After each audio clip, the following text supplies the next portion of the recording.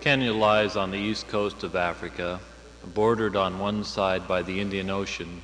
It's surrounded by the countries of Tanzania, Uganda, Sudan, Ethiopia, and Somalia. It's still mostly a wild land. From the summit of Mt.Kenya down to the plains of Kenya, the animals of Africa run wild and free.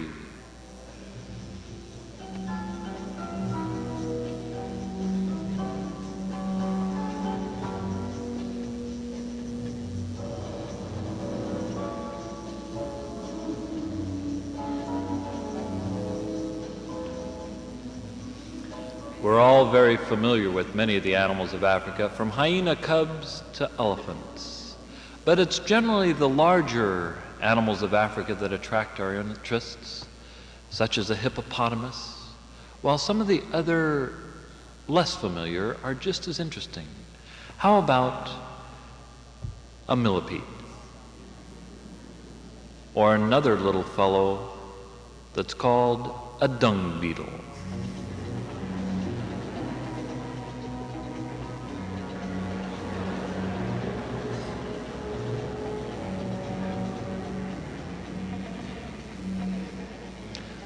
The dung beetle spends its entire life precariously rolling a ball of dung across the plains of Africa, searching for a place to hide it so it can raise its young.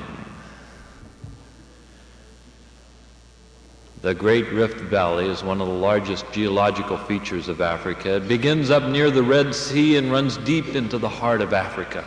It's two halves of Africa that are slowly splitting apart, and scientists say someday the waters of the Indian Ocean will fill the void. But today, when you stand on the escarpment and look down some 2,000 to 3,000 feet into the base of the rift, you see not the waters of the Indian Ocean, but a string of lakes, pearls in the African countryside, and one of the best bird viewing areas in the world. Birds such as the yellow-necked spurfowl, and the battler's eagle, which spreads its wings in the early morning to capture the first rays of the sun. 1 out of 20 species of birds in the world can be found in Kenya's Rift Valley. Lake Nakuru has been set aside as a national park to preserve the waterfowl of the region. Species such as the yellow-billed stork stalking the muddy flats for a meal, while on rocks at the water's edge, cormorants preen themselves before diving. And in the shallows, paddlebills probe through the mud like hungry teenagers. In the thorn trees along the lake's edges, weaver birds construct their intricate nests. The males do all the work. They then flutter there, attempting to attract a female. The volcanic forces that shape much of the Rift Valley are still evident in geysers and hot springs, such as those found along the shores of Lake Hannington.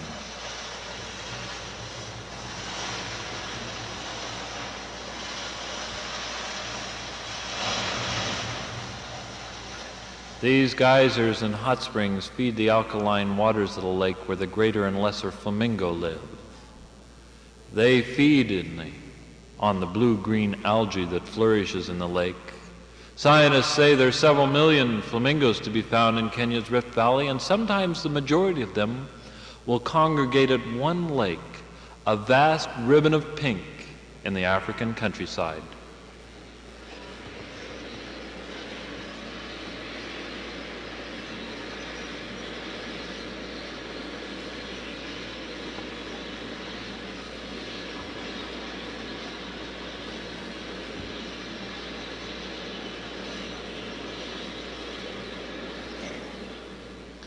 Visitors to Africa are usually not surprised to find large numbers of birds when they arrive in Kenya, nor are they usually surprised to find large numbers of wild animals, such as a zebra. But most visitors are astounded to see a skyline that looks totally out of place in the African countryside. Nairobi, Kenya's largest city, its capital, a bustling metropolitan area of almost 1 million people strong.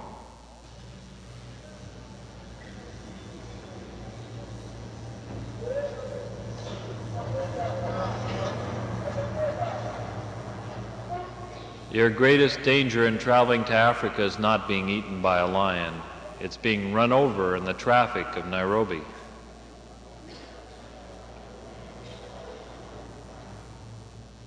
Kenya has one of the most dominant skylines of any black African nation, largely because of the stability of the country and the economic progress that it's enjoyed since independence. From the British, they inherited a parliamentary system of government, but it was really their first president, Jomo Kenyatta, that set a standard of leadership, one of moderation, alignment with the Western world, and capitalism coupled with African socialism. After his death, Daniel Arap Moi took over in a peaceful transition of power, continuing in his policies.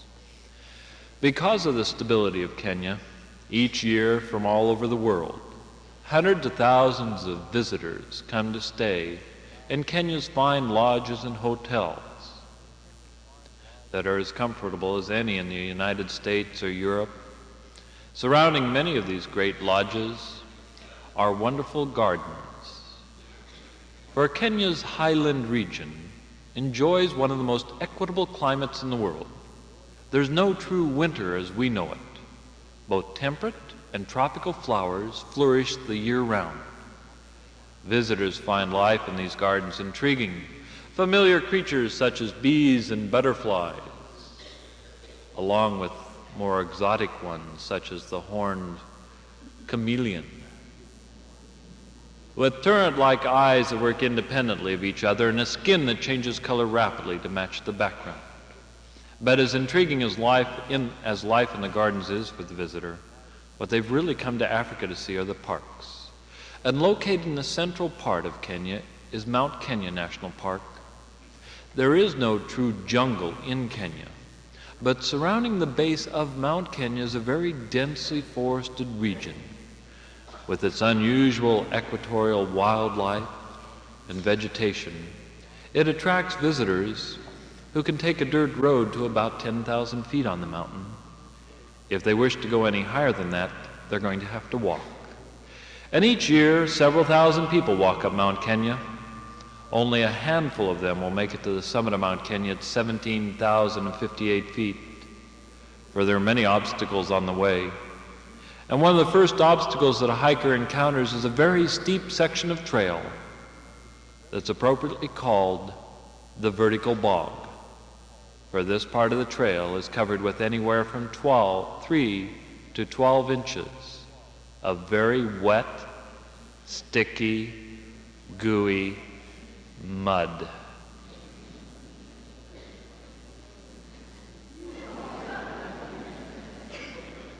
Some people never learn the secret, which is simply to jump from tussock of grass to tussock of grass, thus evading the mud. You could say they spend their entire time getting bogged down.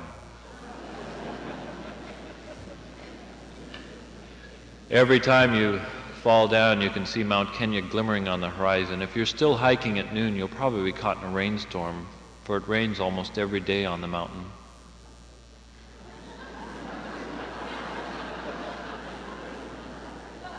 It was in such a rainstorm that I met this apparition. I wasn't sure if I should help or run. And do you know, she wasn't looking for a contact.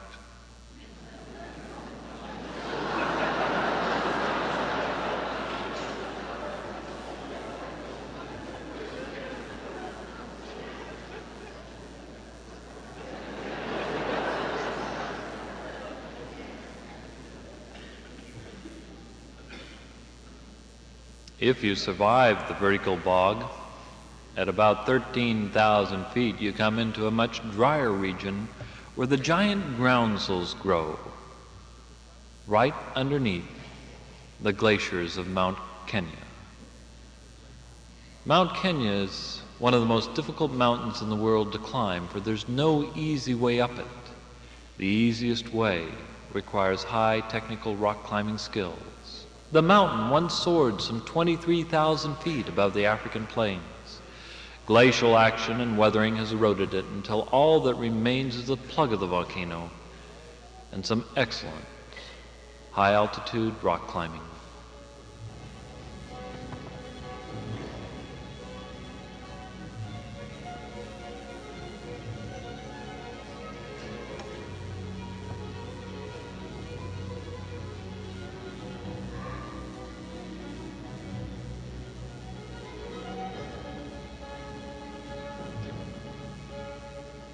There's a wonderful sense of freedom that comes on being on a great mountain. You can feel the pulse of the earth in your hands. You can reach up and touch the clouds in the sky with your fingertips.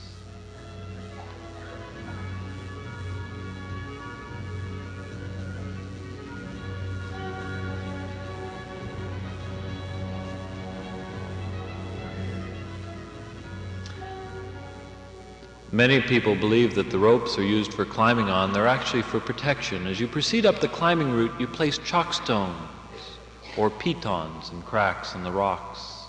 These are attached to the climbing rope through slings and carabiners. In this way, if you fall, you don't fall all the way down the mountain, only the length of the rope.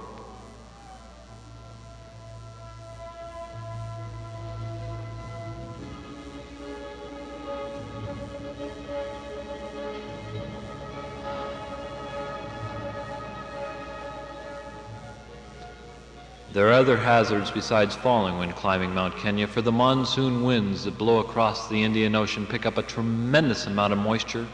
When they come up against the mountain creates its own weather. Sudden storms can spring up very quickly, obscuring the faces with rain, sleet, and snow. On the day we picked to climb Mount Kenya, such a storm came up, forcing us to retreat. A retreat off a great mountain is sometimes more difficult than actually climbing it, for the rocks are icy, the hands are cold, and the ropes are slippery and wet.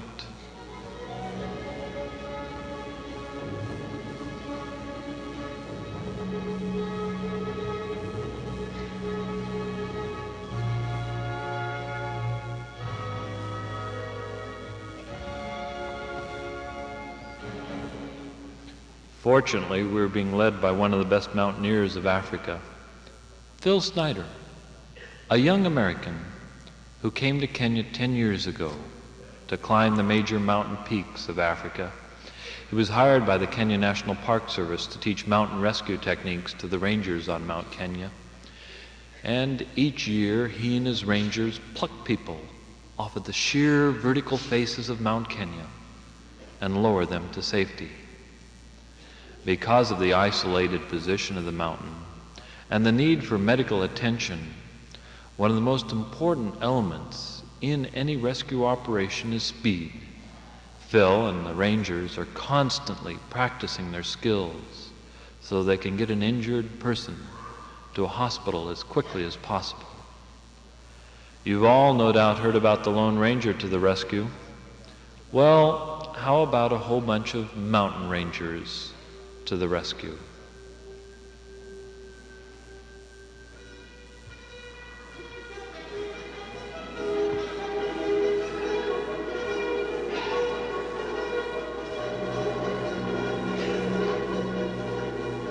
Keep your eye on the guy with the brown hat. He's Mr. Enthusiasm.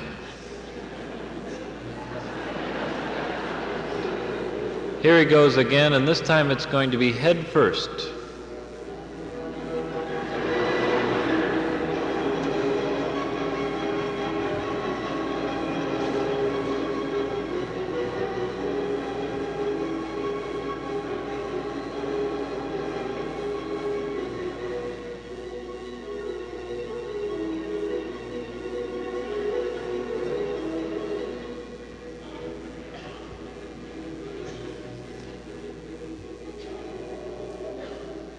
Let's not forget our friend with the brown hat. In all seriousness, each year these rangers risk their own lives to save people on the mountains. Phil has other responsibilities. He's frequently flying his small Super Cub across the forests of Mount Kenya, searching for poachers. Poaching is big business in Africa. Phil and his rangers are committed to stopping this poaching. He flies quite low, sometimes below tree level, In an effort to surprise the poachers, he can land his plane on almost any of the clearings dotted throughout the forest region, provided he can chase the animals away first. If there's any problems, the rangers will contact him. The main targets of poachers are elephants and rhinoceros, but other animals are hurt as well in the pursuit of profit from wildlife.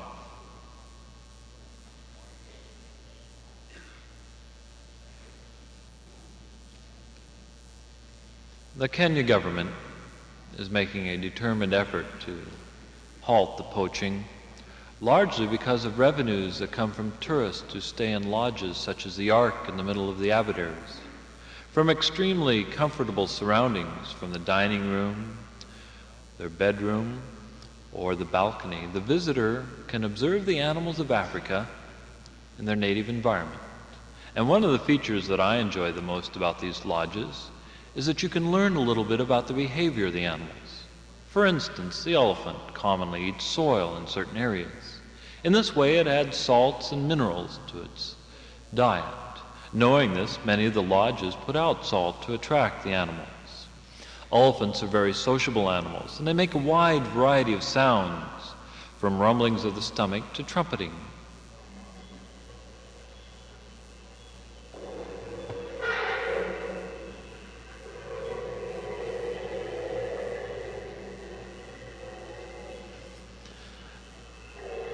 Over the years, Phil Snyder's learned to imitate many of the sounds that an elephant makes. And using these imitated elephant sounds, he'll call the elephants out of the bush, hold conversations with them. Usually they're very short conversations.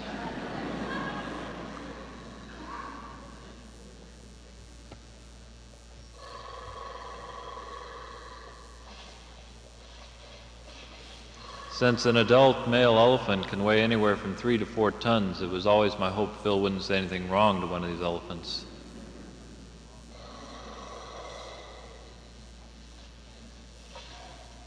Usually, once the elephant has satisfied his curiosity that Phil isn't a danger, he'll go back to spending what he does most of his life doing, and that's eating large amounts of food. Phil's favorite animal is the rhinoceros. This prehistoric-looking creature seems totally out of place in today's landscape. It's hunted for its horn, which is not a true horn, but actually a densely matted hair and gelatin mass that protrudes from the skull of the rhino. It's worth several $1,000s in the black market. And in a country where the annual wage is around $150, that makes a tremendous temptation. Phil has one of the largest concentrations of black rhinos in the world in the mountain parks. He knows many of them by sight. Here he'd spotted a rhino that he couldn't identify, so he moved closer to get a good look at it. Something that you should only do if you're very skilled at bushcraft, as Phil is, for there are potential hazards besides the elephant rhino, such as the Cape buffalo. One of the things that Phil's learned about a rhino over the years is that a rhino can be approached very closely as long as you remain on all fours and downwind from the animal. For the rhino has very poor eyesight, must compensate with its sense of hearing and smell. The number of rhinos in Kenya has fallen from about 10,000 10 years ago to around 1,100 last year. And some people predict that unless the poaching is stopped in Africa, the rhino may eventually disappear. Now, in case any of you wish to try this on your next trip to Africa, Phil did want to demonstrate what happens if you stand up in the presence of a rhino. The response on the part of the rhino is almost instantaneous. It recognizes its true enemy and immediately sets out to shish kebab him.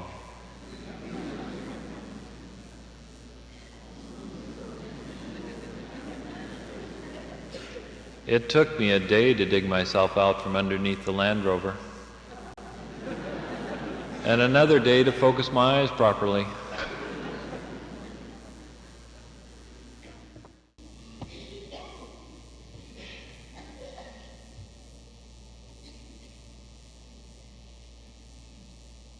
The people of Kenya are as fascinating as any other aspect of their country.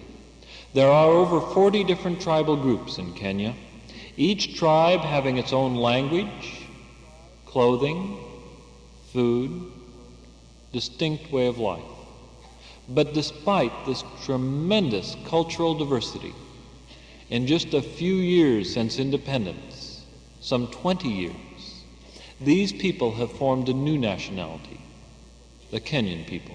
They are people who are being profoundly influenced by Western ideas, everything from Western-style T-shirts to TV programs.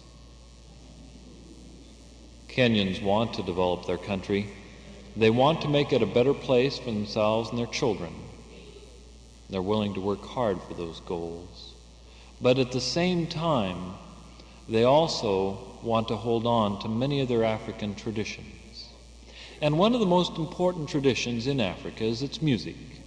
Every part of Kenya has its own musical instruments, rhythms, and songs.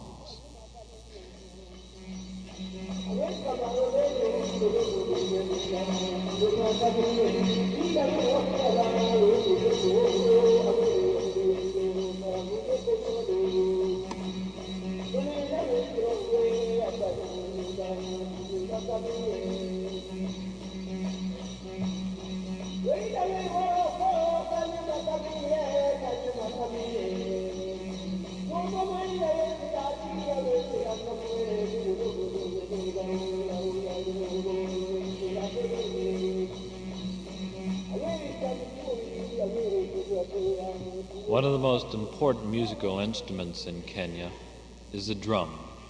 Drums are made in a variety of ways. Generally, they're hollowed out logs that are covered with an animal skin that's heated until they achieve the correct pitch. And only then can a dance begin.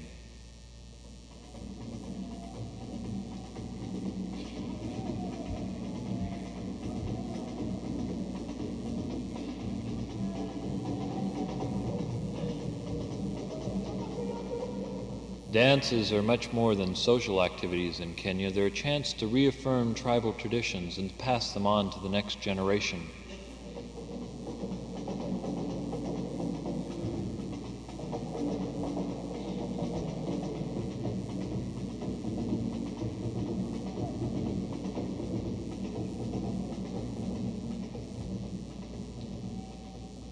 Three-quarters of Kenya's people live on about 1/4 of the land, the highland region. Between 4,000 and 10,000 feet in elevation, it's covered in small farms called shambas, a few acres in size. They're passed down from father to sons, getting smaller each successive generation. Traditionally, Kenyans have been subsistence agriculturalists, growing maize, beans, cassava, millet, sorghum, bananas. But in recent years, hybrid seeds, insecticides, and fertilizers, coupled with cash crops, such as tea, coffee, and pyrethrum, have improved the standard of living in the highlands region, so that grass huts in many areas are giving way to tin-roofed huts. In most of Africa, people live in villages, but in Kenya they live on their own small farms. Within easy walking distance of most farms in Kenya is located a marketplace. And once a week they hold their market day. People come to sell excess produce and to purchase necessities from the shops, or dukas as they're called, that surround the marketplace, all of which sell essentially the same items.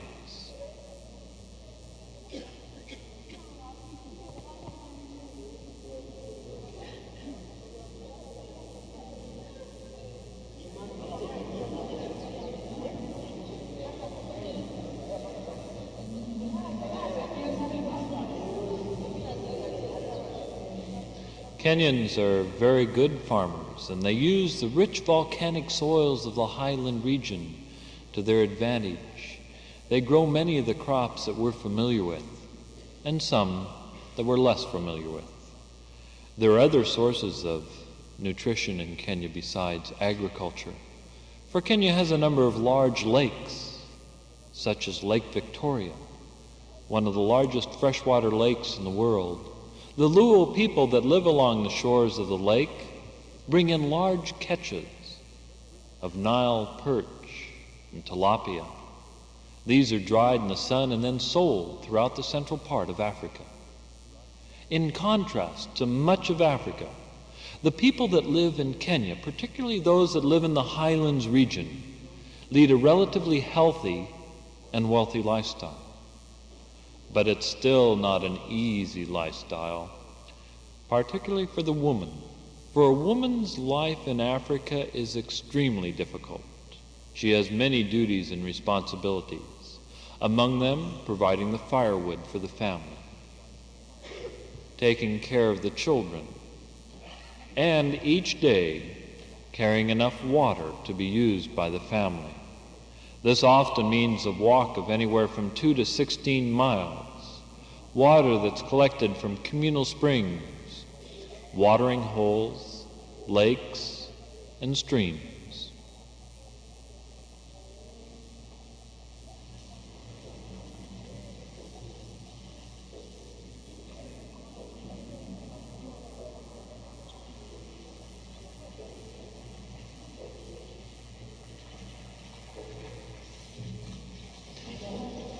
However, scenes such as this are changing rapidly, for one of the goals of the Kenya government is to have water piped within a half-mile of each family in the highlands region. To achieve that goal, they've enlisted the help of the Kenyan people in what are called Harambee projects. Harambee is a Swahili word which means to pull together. In a Harambee project, the government, an international organization, or even the people themselves will provide the materials. But the labor is always provided by the people. In the case of the Kibachiko water scheme, over 500 miles of trench were dug by the people of the area to provide themselves with water, each family being responsible for digging a certain number of feet of trench. Harambee schemes are also used to build schools, health facilities, and churches. One of the reasons that Kenya has been very stable in comparison to many other third world countries is the government has fostered the Harambee spirit in the countryside. We tend to take water for granted. We fail to realize that in much of the world, safe, pure water is a luxury. Where it's available, it frees people to lead a healthier and wealthier lifestyle. Kenyans have been very quick to adapt to the changes. Where water is available, small-scale irrigation projects spring up so that farmers can grow their crops the year round instead of waiting for the twice-a-year rains. Western agricultural practices are common, many left over from the colonial period, others added since independence. Everything from windmills to artificial insemination of most of the dairy animals in the highland region. These are people who live in two worlds, one foot in the West and one in Africa. The majority of Kenyans in the highland region are Christians. A wedding will usually occur in a Christian church with a Christian ceremony, although it will be conducted in a tribal language. But as people of two worlds, after the Western-style ceremony, the family will return home for the African portion of the wedding. The women members of the family will dance traditional dances of welcome to the bride and the groom. The extended family plays an all-consuming role in the life of the Kenyan people. It's even more important than the tribe. In it, aunts, uncles, and cousins are just as important as brothers and sisters. It's a form of social insurance. In times of need or joy, family members assist one another, as in the case of this wedding, where every family member has given something according to their means to help the bride and groom set up their household together. Traditionally, a bride price would be exchanged. A woman was considered to be worth a certain number of cattle, sheep, and goats. But that practice is diminishing in the highlands region. At this wedding, a symbolic goat and sheep were presented to the young couple so that they could start their farm together. For the majority of Kenyans are born in the rural areas, and they have a close affinity to the land. For the young people of today, it's a far different future from that of their parents, one of great promise and also great problems.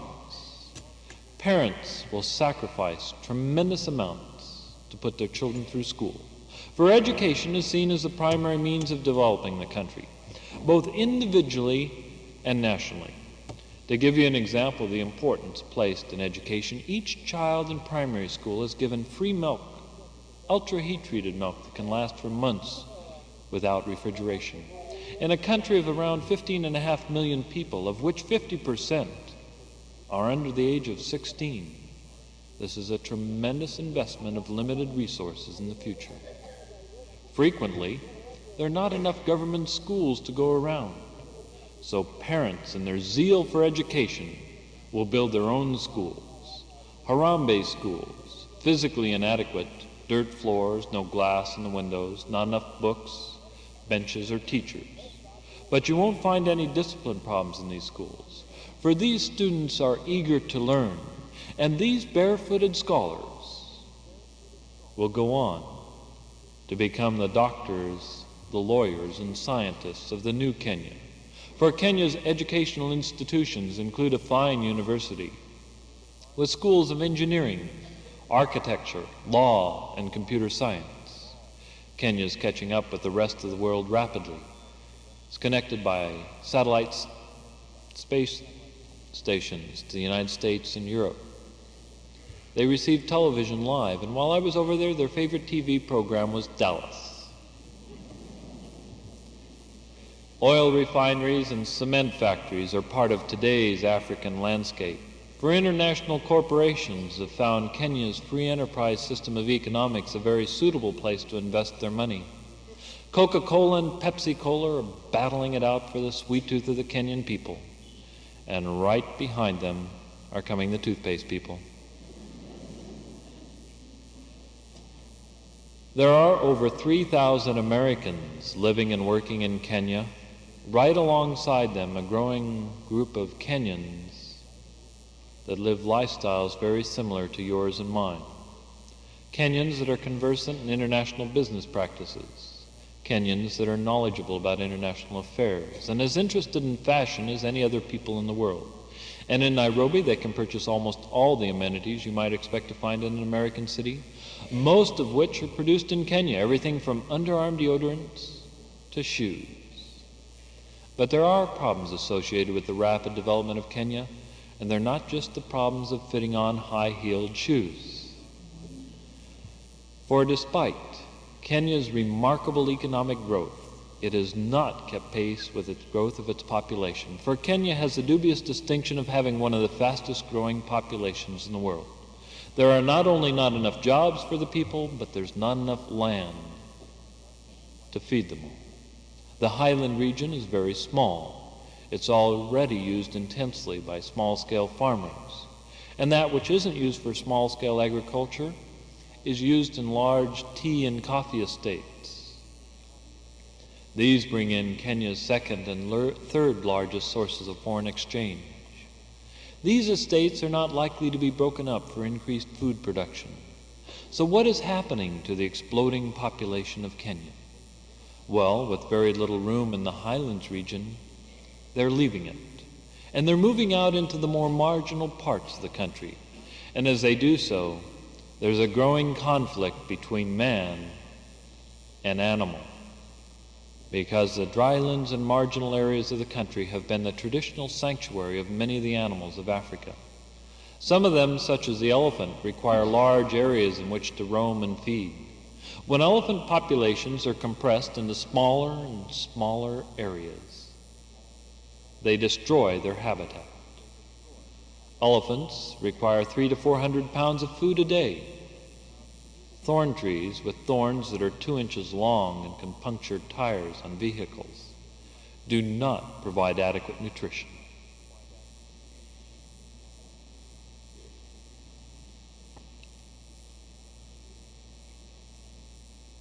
Sometimes in their search for food, the animals will invade agricultural areas.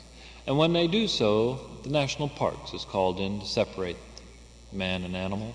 Here, Phil Snyder is planning an elephant drive with his rangers. It's a coordinated effort between rangers on foot and in vehicles while Phil supervises from the air. They've found that herding large numbers of elephants is much easier than small numbers. Less than 50 and they tend to bunch up. In this case, over 200 elephants have invaded Solio Ranch. They've broken down fences and destroyed crops. The rangers are going to drive these animals some 30 miles into a drier part of the country. This may seem like a cruel activity, but you only have to ask yourself, what would farmers in America do if there are large herds of wild animals destroying their crops? And the answer is the same in Kenya. The future of the African elephant is dim outside of the parks, but Kenya has many park areas. We're going to explore some of those park areas, and we're also going to look at some of the things that have changed in Kenya since the 20s and 30s, when Martin and Osha Johnson first traveled to Africa. They're a pair of the earliest filmmakers to work in Africa. Their photographs are an unusual and unique collection. They're used by anthropologists today to study the way of life of the Kenyan people at the time of the arrival of Europeans. Some of these people have changed very little since that time, especially those people that live in the northern part of Kenya, the nomads of this area. One of the things that's always surprised me is not that the Johnsons brought their photographs back, but that the Johnsons came back at all. Camels are known to be unruly, but this must have been one of the most difficult camels in the world.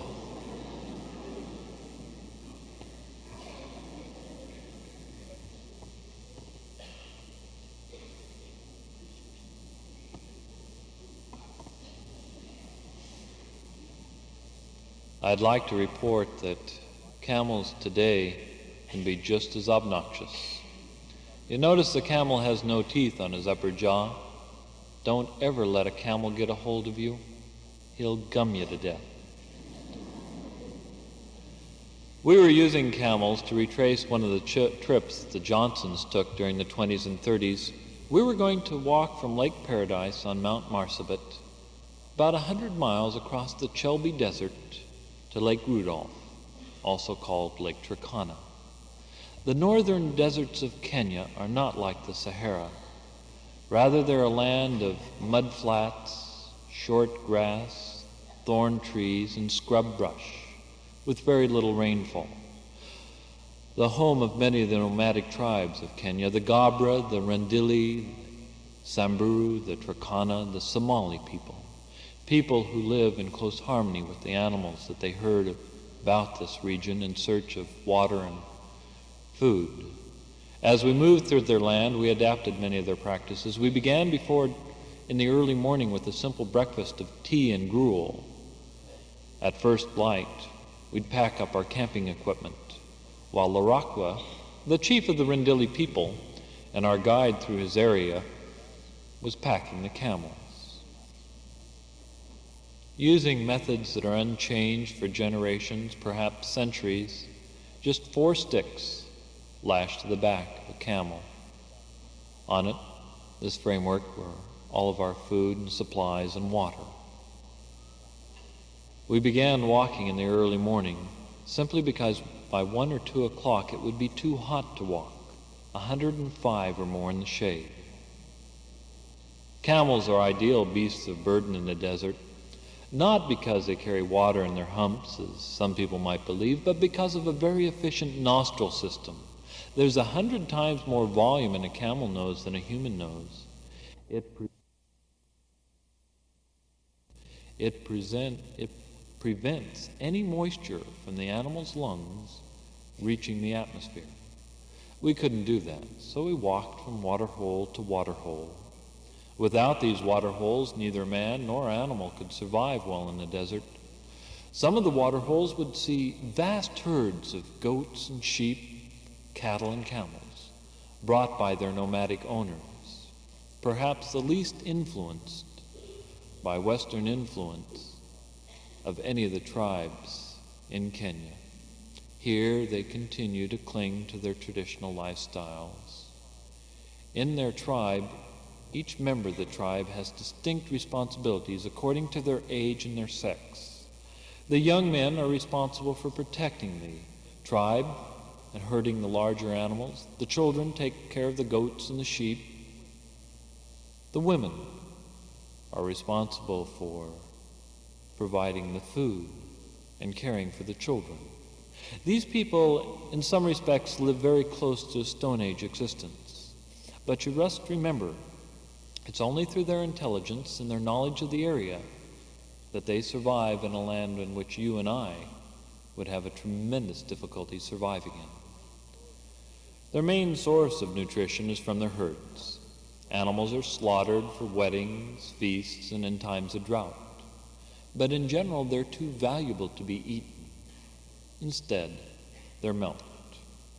A person's wealth in the society is determined by the number of animals that he owns. Some of the tribes in the northern part of Kenya have an unusual belief, and that is that their God gave them all the cattle in the world. So if they steal from another tribe, they're only taking back what rightfully belonged to them in the first place. Traditionally, there's been a lot of cattle rustling and fighting between the different tribal groups, so that the young men between the ages of 12 and 25 were the warriors, or the Moran. They lived separately from the rest of the tribe, generally in strategic positions, areas that women could not enter. And in contrast to the rest of the tribe, they ate a great deal of meat provided by their families. Camel meat will keep about 10 days in the desert. Kenyans are extremely hospitable people, and these young men were no exception. They invited me to join them on the 7th day they were eating their camel meat. I'd like to report that nothing in the world could be tougher than 7-day-old camel meat, unless it was 10-day-old camel meat.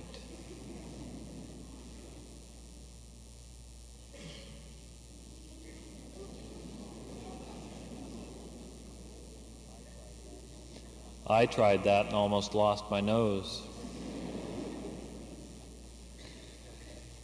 The Kenya government is making a determined effort to stop the fighting between the tribes, so there's much less of it today, and not too much for the young men to do, except to sit around, take care of their parents, and sing songs about themselves and the tribe.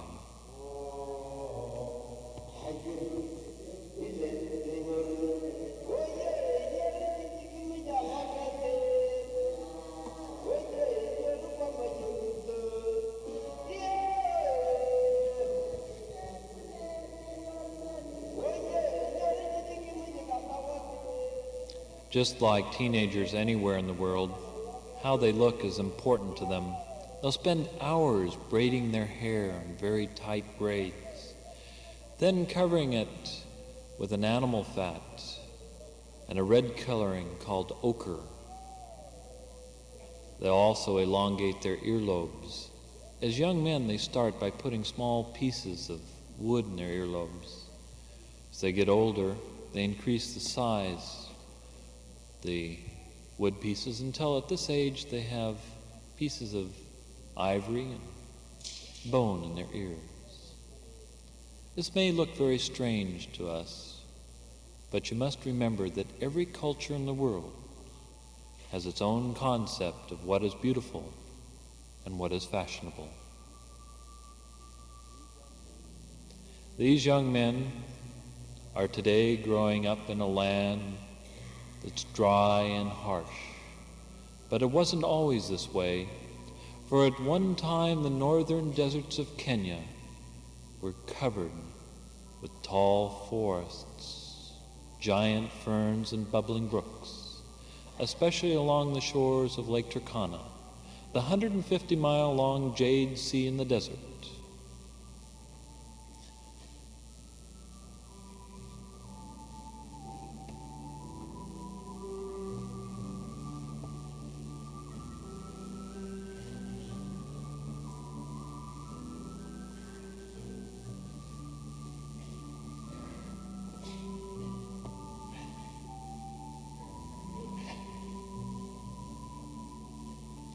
One of the reasons that we'd walk through the desert to reach the Jade Sea was to read the unusual record that's written in the rocks along the shoreline. We found a petrified forest. Richard Leakey, current director of the National Museum of Kenya and the son of Dr. Louis Leakey, has spent the last 10 years doing research here along the shores of the lake.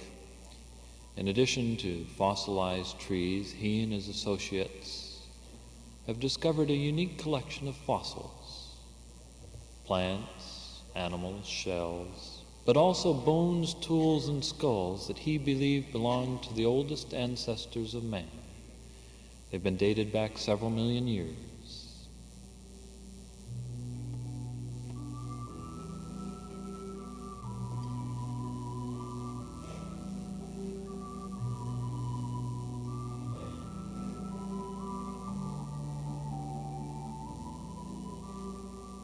Whether you agree with his theories or not, one thing that we do know is that man, in contrast to the animals that have surrounded him down the millennium, has shown a tremendous ability to change.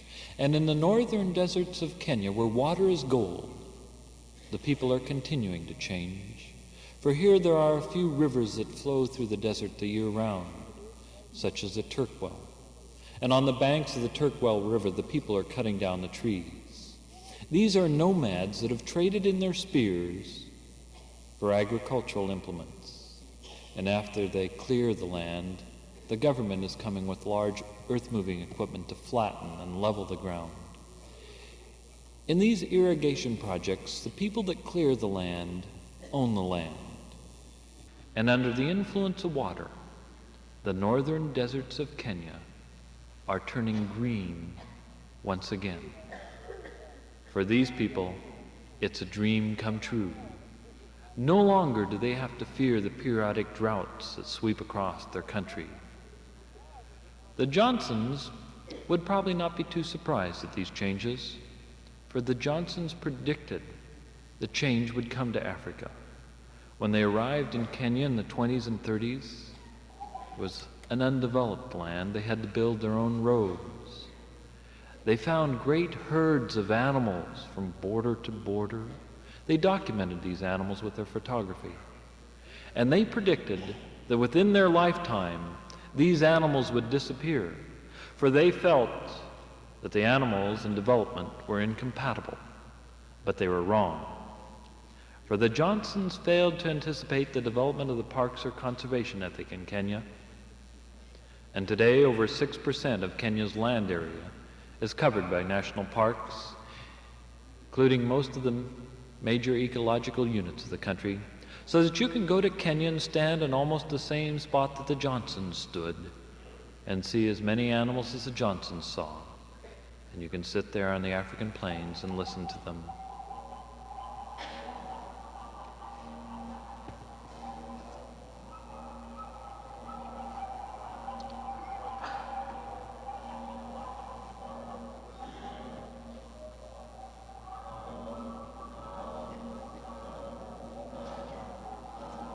The great herds out on the plains of Africa are one of the true spectacles of the world, for nowhere else will you find such a diversity of species and such a concentration of animals. The reason for this is that each animal has its own niche in the environment.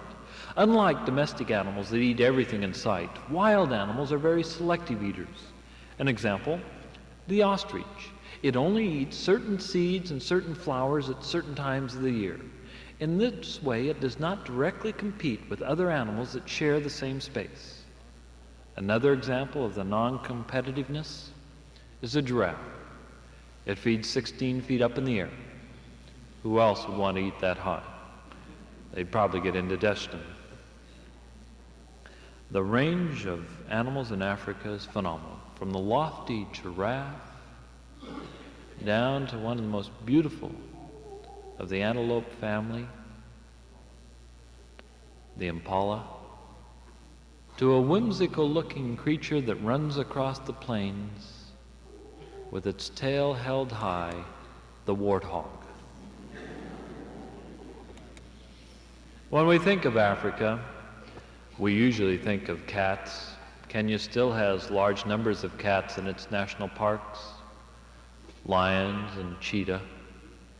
These parks are not zoos. The animals must hunt in order to survive. Not all of the hunters, however, hunt on the ground. Some hunt from the air, such as this pair of tawny eagles that have flushed out a small duiker.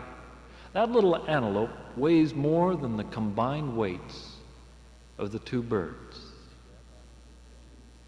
Yet after the kill, the vultures will come. There are 6 different species of vultures to be found in Africa. All 6 can sometimes be found at the same kill in Kenya, fighting and squabbling with members of their own species for a part of the meal.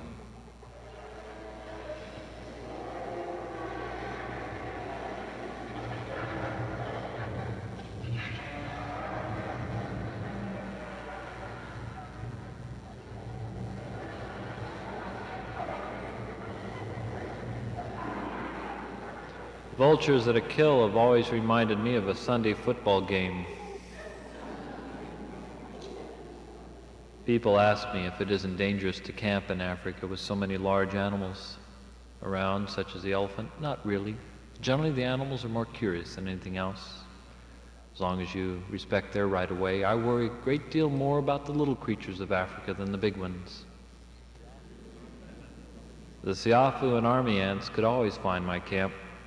Some of the little ones were no problem at all. That dung beetle's still looking for a home. My favorite park is Tsavo National Park. 8,000 square miles near Mount Kilimanjaro, a vast dryland region, a land of volcanoes and lava fields, some of which are only 100 years old.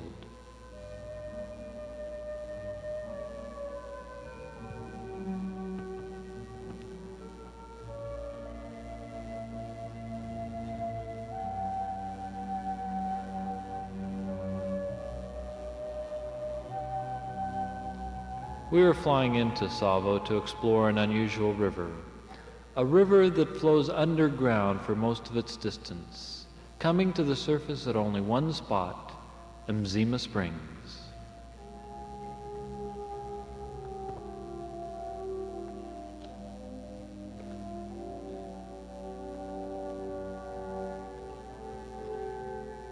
The water flows some 40 miles underground from the Chulu Range to where it bubbles to the surface at almost 2 million gallons an hour, crystal clear, forming an oasis in the desert.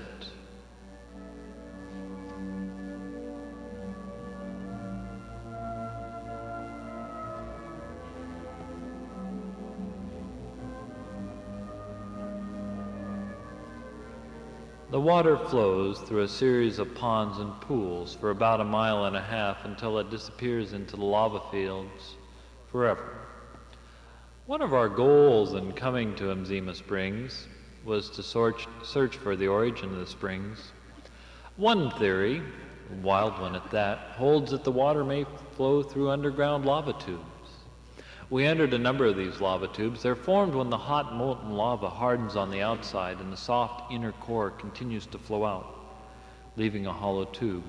And one we found an underground forest of tree roots. Deeper in the cave, we crawled on our hands and knees for long distances, over ground that was soft, spongy, moist and damp, created by thousands upon thousands of bats.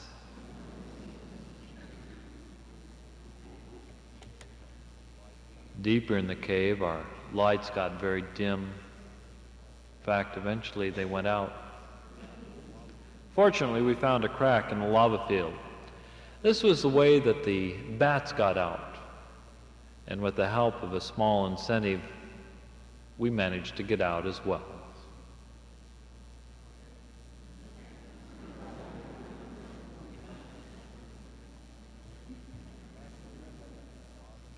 After we escaped from the lava tube, we returned to Mzima Springs to observe some of the unusual wildlife of the area, including a white tree-climbing baboon named Jim Hannon. He has a doctorate in marine biology and doesn't know what to do with it. So he spends all his time observing the hippos of Mzima Springs.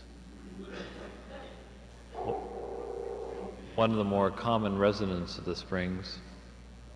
They're found here along with the elephants. Elephants come in large numbers each day to bathe and to drink. Keeping cool is a big problem for large land animals in Africa. The elephant solves the problem by using its ears as giant radiators. They're 1/3 the body surface of the elephant. Hot blood comes into them, and cool blood, 10 degrees cooler, is returned to the body of the elephant. The hippo solves the problem of staying cool by spending all day in the water, only coming out at night to feed on about 150 pounds of food a night. In some respects, elephants are just a little bit like small kids. After a nice bath, they can't wait to get back and get dirty again. Although it has a very practical purpose, for although the elephant has no natural enemies except for man, he's constantly plagued by insects and parasites. Covering himself with water and dirt is a sort of insect barrier, and accounts for the many different colors of the elephants that you'll see in Africa. My companions, Phil and Jim, decided that they wanted to go swimming with the hippos of Mzima, for this is one of the few places in the world where you can observe the hippo clearly underwater. They found a pool with one hippo in it, and they swam out towards that hippo. Their theory was, since the hippos of Mzima had never been hunted, they wouldn't be dangerous. I volunteered to take pictures. What actually happened was, as Phil and Jim swam out towards the hippo took a dive.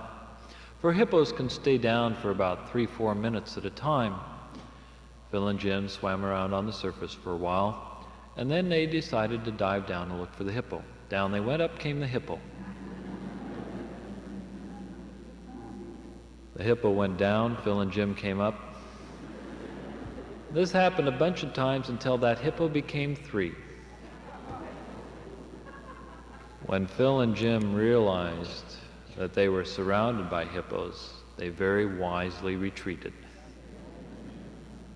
In fact, we all retreated to the coast of Kenya, where you can dive in the warm waters of the Indian Ocean without any fear of hippos. The people that live along the coast of Kenya live in close harmony with the sea. Much of their food comes from it. They're excellent fishermen, and they're also outstanding sailors. For generations and centuries, they've used their dhows, driven by lantine sails that were known to the Phoenicians, to cross the Indian Ocean during the monsoon periods. And in one place along the coast of Kenya, they live their traditional lifestyle. That's Lamu, an island city, my favorite vacation spot, accessible only by the sea. A very tranquil and peaceful place. Here they continue to build their ocean-going dhows. All the materials are available locally. From the forests surrounding them, they take the timber.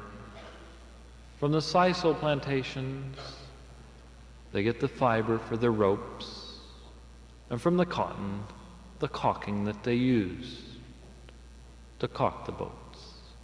These people are craftsmen. They take pride in their work. And they live in a small community of about 8,000 people in which everyone knows everyone else.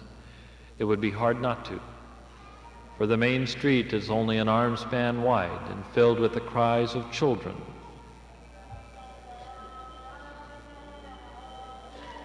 And the call to prayer from the minarets, for this is a Muslim community. Along the coast of Kenya, the Arab influence has existed the longest, and the largest concentrations of Muslims is found in this area.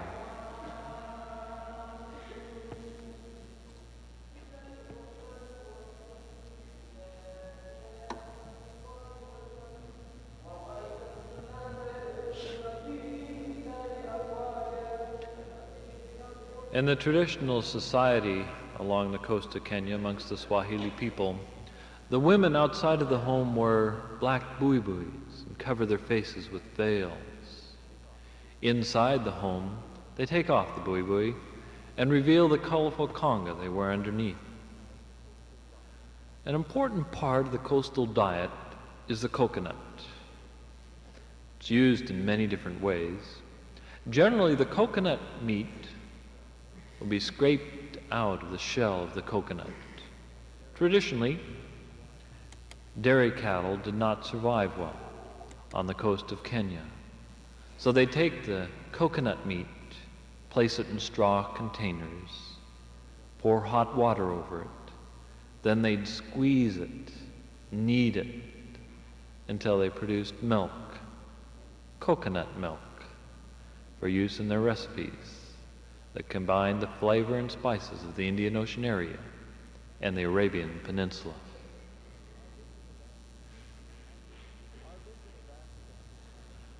Our vision of African history usually holds that Africa had little history before the arrival of the European.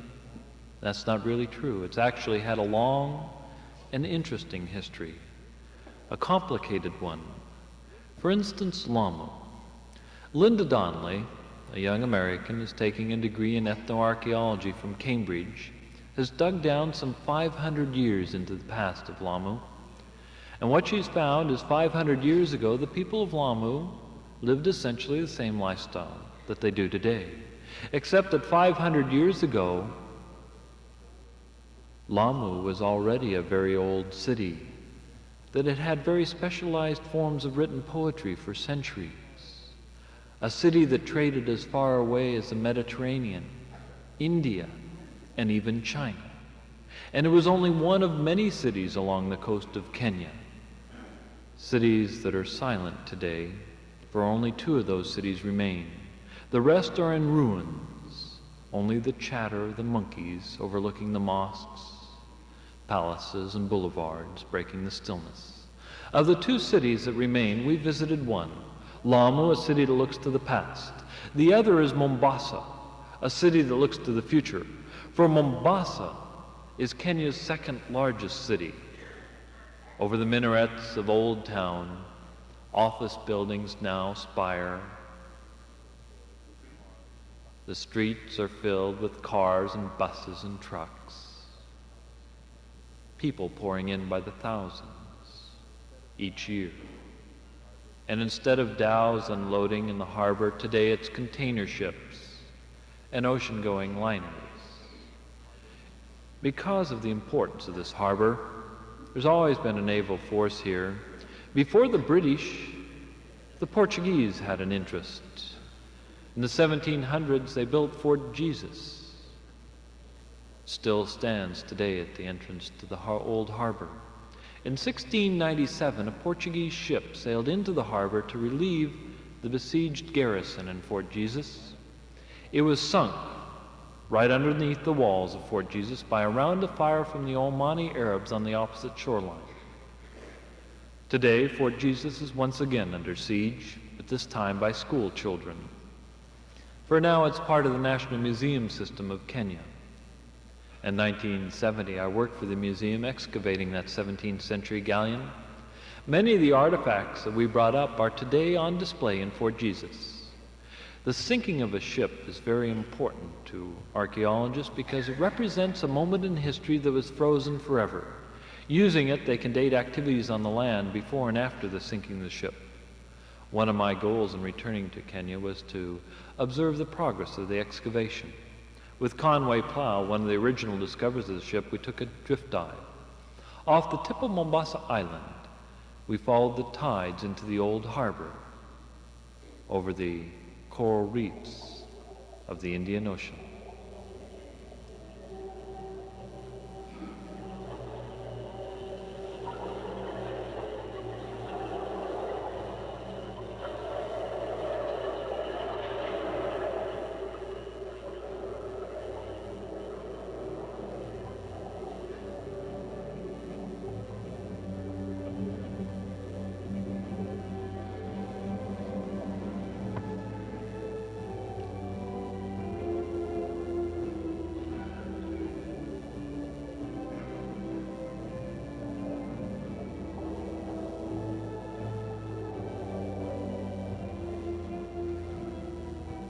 Kenya has been at the forefront of marine conservation.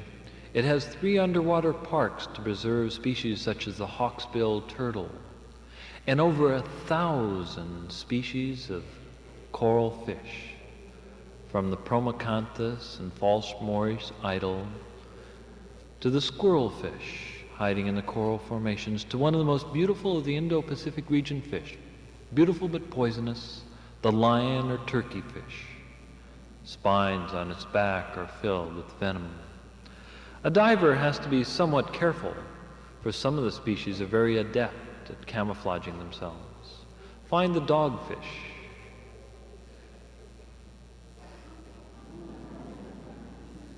It also has venomous spines on its back, while other species merely hide in the sand. A leopard ray. There are many treasures to be found along the coast of Kenya, and Phil Snyder is very adept at finding some of these treasures.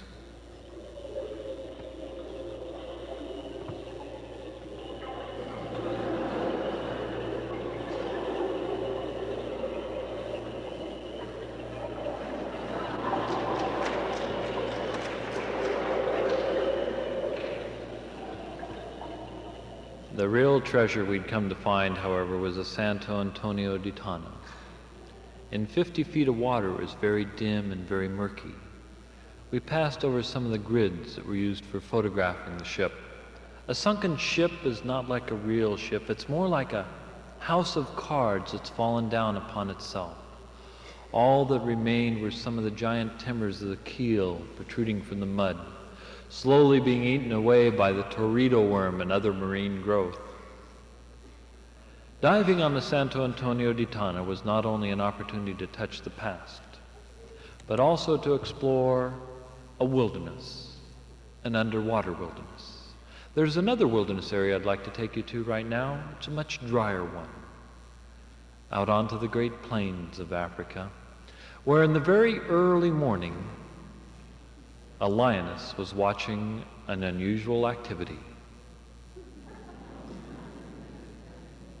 A giant balloon being filled with hot air to take us on a trip across the plains of Africa.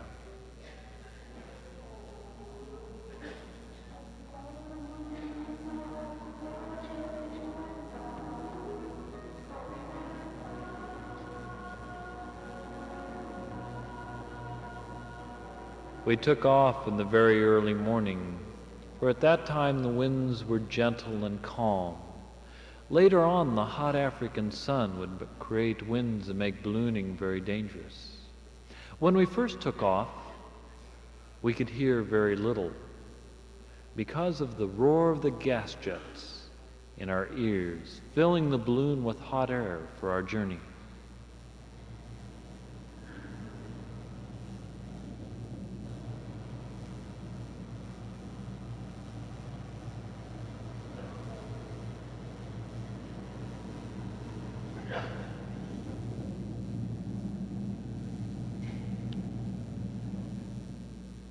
Then Dudley turned off the gas jets and we floated in an eerie world of stillness. For a balloon travels at the same speed as the wind. There's no wind in your face.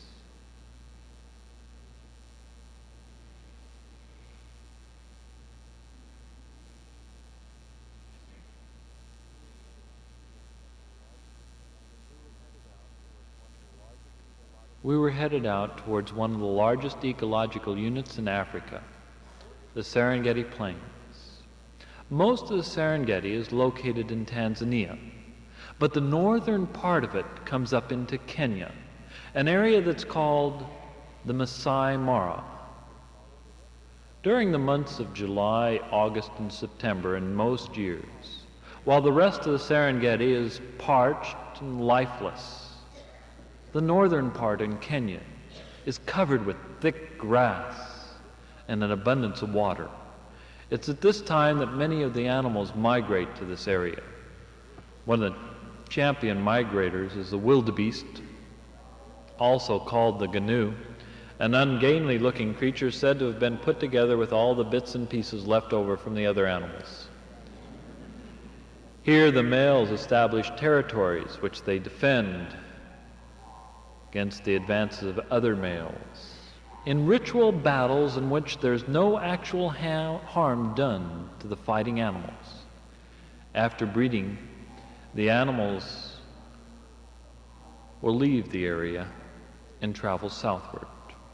Scientists say there's several million animals to be found out on these plains at this time of the year. On the ground, you might see 50 or 60,000 in a day. But from a balloon, you could hope to see many more. A safe and stable platform, we could look down upon long lines of animals crossing the plains beneath us, much like ants crossing the kitchen floor.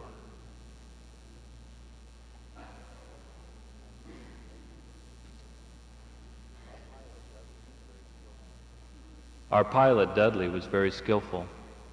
He could not only take us up high, but he could also bring us right down to ground level. We'd skim across the grass like a boat cutting through the water. In front of us, the long lines of animals would break into a run that enables them to cover 50 or more miles each day in response to some inner urge that tells them they must migrate in order to survive. Theirs was an endless journey. Ours was coming to an end. Dudley pulled a panel on the top of the balloon, letting out some of the hot air. Our chase vehicles had caught up with us. A balloon landing is a very exciting part of a balloon trip. But Dudley promised us a safe and a comfortable landing, and it was for everybody in the balloon except for one person who insisted on taking a photograph and managed to fall out. Fortunately, Dudley had a suitable antidote for a bruised ego and a bruised rear. He brought out a champagne breakfast to enjoy on the plains of Africa. There's still adventure to be found in Africa, so go to Africa and expect to see the animals of Africa. Although certain species are being hurt by poaching, most are surviving, especially inside the parks. But when you do go to Africa, don't forget the people of Africa. For often, as we travel around the world, we tend to focus on the differences amongst people. And we don't take the time to look at all the similarities. And all you really have to do is to watch children laughing, playing, singing, crying, inventing their own games, to realize that it just isn't all that big of a world that we share.